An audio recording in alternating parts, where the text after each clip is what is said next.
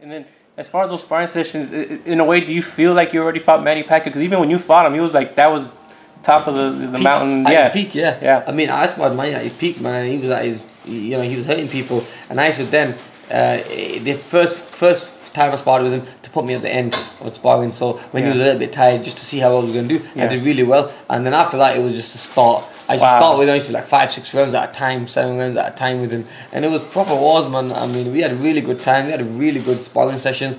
And this was when he was at his peak, knocking everyone out. So I helped him out when he fought Cotto, when he fought against Oscar La Hoya. I think we sparred a little bit when he fought Ricky as well. But look, I was in the same camp as him at the same time. So why not help him? Why not train together? Because it's only going to bring me on. It's only going to make me a better fighter and make me learn new things. Because I'm sparring a world class pound for pound fighter. So for me, it was great experience. But then as time went on, I was getting better. I was getting better and better, and getting the better of Manny as well. And I think that's what they probably didn't like. And look, now I think if the fight ever happened between us, it'd be a great storyline because we've trained together. Absolutely. And we've had the same trainer and everything, and we know a lot about each other. I think Manny's not changed much as a fighter since I left.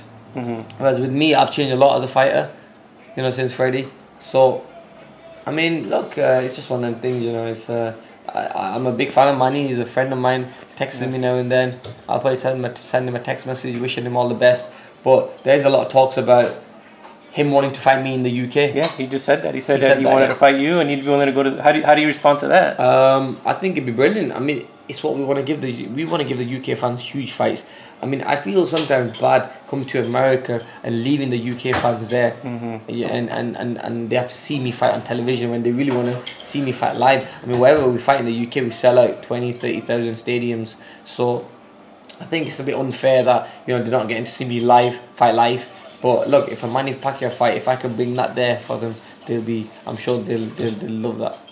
In the back of your mind, that you ever, even when you used to spar him, did you ever think? I mean, at that point, of course, you guys both said you're going to fight each other because of you guys were both ready. But in the back of your mind, did you ever think, maybe one day it'll happen? Did you ever think that? Yeah, I did. Yeah, I used to think that. Yeah, I used to think that. Look, maybe one day it probably will happen.